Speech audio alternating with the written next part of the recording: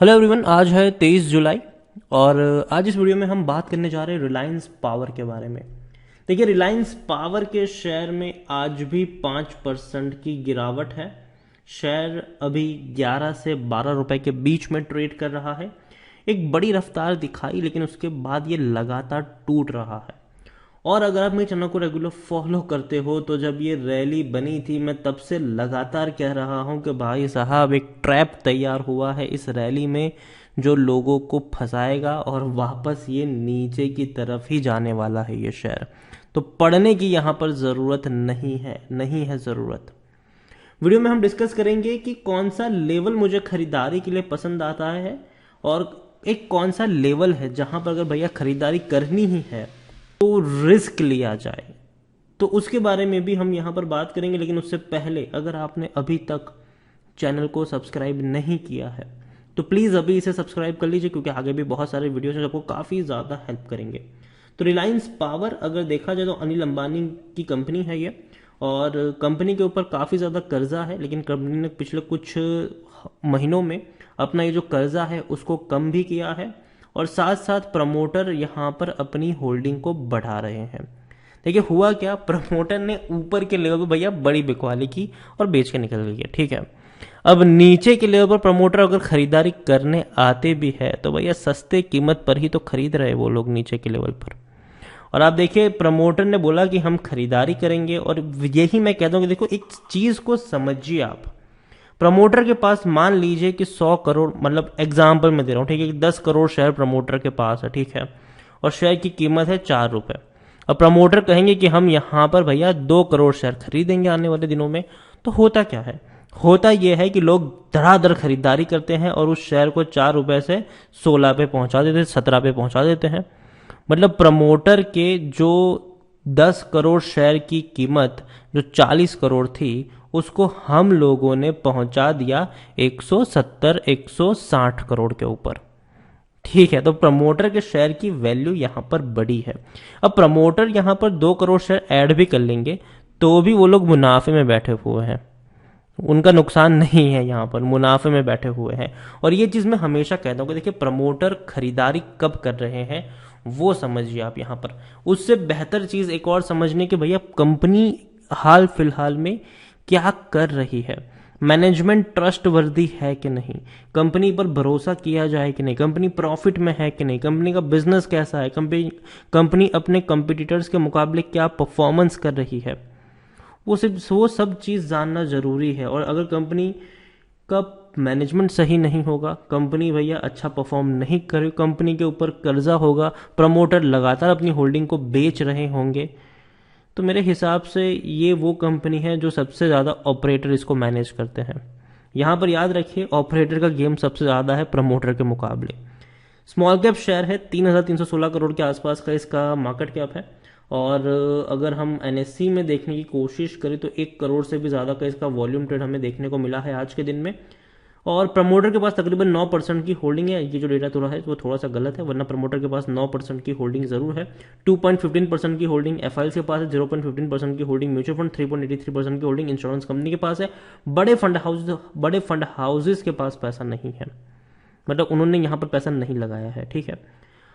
जो ज़्यादातर पैसा है वो भैया पब्लिक के पास है। यहाँ पर एचडीएफसी के पास 5.10% की होल्डिंग देखकर आप कहोगे कि भैया बहुत अच्छी बात है, लेकिन भैया उन्होंने बिकवाली करी है।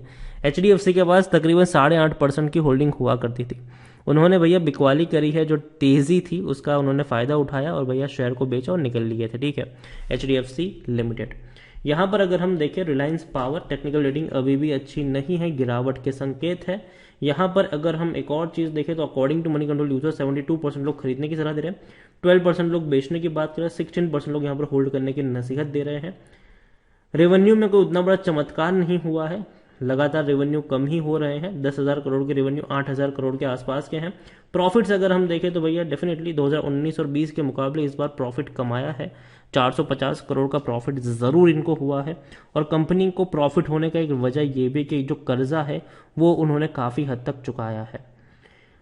दूसरी बात, अगर हम रिलायंस पावर की मैं बात करूं तो देखिए, रिलायंस पावर में हमेशा कहता हूं कि मुझे ये शेयर कभी भी मैं इसको लॉन्ग टर्म के लिए अपने पोर्टफोलियो में शामिल नहीं करूंगा, क्योंकि देखिए इन्होंने इससे पहले भी ऐसा किया है।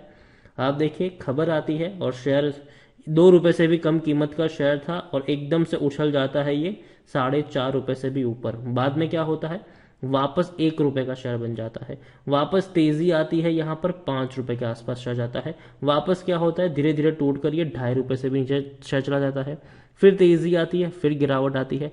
और इस बार जो बड़ी खबर थी, देखो इस बार प्रमोटर ने भैया बड़ा गेम खेला और फायदा उठाया अच्छी खबरों का। जैसे कि प्रमोटर ने अपना जो कर्जा है, मतलब ऑपरेटर ने गेम यहाँ पर ज़्यादा बड़ा खेला कि उन्होंने अच्छी खबरों का फ़ायदा उठाया कि देखो प्रमोटर अपनी खरीदारी यहाँ पर करने वाले हैं, कर्जा अपना कम किया हुआ है। और इन सब की वजह से जो एक पॉजिटिव एटमॉस्फेयर तैयार हुआ रिलायंस पावर को लेकर कि भैया एक झटके में तेज़ी बनी, ऐसी तेज़ी कि लोग धड़ाधड़ पैसा लगाने लगे। और आप देखिए उसके बाद क्या हुआ, गिरावट आई। देखो मैं ये नहीं कह रहा हूँ कि कंपनी डूब जाएगी, कंपनी नहीं डूबेगी, चलती रहेगी ये कंपनी। कोई मालिक चेंज हो सकता है शायद लंबे अरसे बाद, लेकिन मुझे लगता है कि रिलायंस पावर देखो पहले भी ये खेल चुका है, आगे भी खेल सकता है। जब तक कोई अच्छी उतनी बड़ी कॉन्क्रीट चीज़ ना निकले। मतलब देखो प्रमोटर अपनी होल्डिंग को लेकर आया, ठीक है, फिर बाद में प्रमोटर का लगातार अपनी होल्डिंग को बढ़ाना ज़रूरी है। उसके अलावा कंपनी का जो परफॉर्मेंस है उसका बढ़ना ज़रूरी है, प्रॉफिट्स के बढ़ने ज़रूरी है। वो सब होने के बाद हम यहाँ पर कोई फैसला ले सकते हैं। रिलायंस पावर मेरे हिसाब से खरीदारी नहीं करनी चाहिए। यहाँ पर मैं अवॉइड करने की ही सलाह मैं कब से दे रहा हूँ, जब से ये तेज़ी बनी है। मैं कहता हूँ कि देखो यहाँ पर जब भी तेज़ी बनेगी वो खरीदने का नहीं, बल्कि अगर आप फंसे हो यहाँ पर तो वो बेचने का मौका होगा। मैं काफ़ी वक्त से ये चीज़ बता रहा हूँ कि जब भी Reliance power, Reliance infra, Reliance capital, RCom, यहाँ पर जब भी तेज़ी बनेगी वो खरीदारी का नहीं बल्कि बिकवाली का मौका होगा। ऑपरेटर गेम खेलेंगे, साल में एक बार आएंगे, गेम खेलेंगे, उठा के लेकर जाएंगे शेयर को ऊपर और वहीं ऊपर से सीधा छोड़ देंगे नीचे की तरफ और फिर वो गिरता रहेगा। दोबारा अगले साल फिर आएंगे, फिर तेज़ी दिखाएंगे, फिर ऊपर के लेवल पर लेके जाएंगे, फिर वहाँ से छोड़ देंगे। तो ये चीज़ें पहले भी हो चुकी है, आने वाले वक्त में भी ये चीज़ें हो सकती है रिलायंस पावर में, अनिल अंबानी ग्रुप की कंपनी में। देखिए अगेन मैं कह रहा हूँ, मैं कोई अगेंस्ट नहीं हूँ इस कंपनी की, लेकिन जब तक कोई बड़ा डेवलपमेंट नहीं होता, कर्जा बहुत है कंपनी के ऊपर, कर्जा जब तक चुकता नहीं होता कंपनी अच्छा परफॉर्मेंस नहीं दिखाती। और देखिए इनके कंपिटिटर्स भैया आप देखिए कौन कौन है भाई साहब रिलायंस पावर के कंपिटिटर्स। अदानी हो गया, टाटा हो गया, टोरेंट हो गया, कई सारी बड़ी पावर कंपनियां हैं जो इनको भैया तगड़ी से तगड़ी चैलेंज दे सकते हैं। तो मैं यही कहूँगा कि मैं रिलायंस पावर की अगर मैं बात करूँ तो एक जो कंफर्टेबल प्राइस मुझे लगता है बाइंग का यहाँ पर वो 4 रुपए के नीचे है। मैं ये नहीं कहूँगा कि वहाँ तक चला जाएगा, ये शायद जी नहीं। हो सकता है कि शायद 9 रुपए के से 9 रुपए क्या 10 रुपए के से शेयर एक स्टेबल मोड में भी आए, हो सकता है कि वहाँ से और नीचे तक टूट जाए।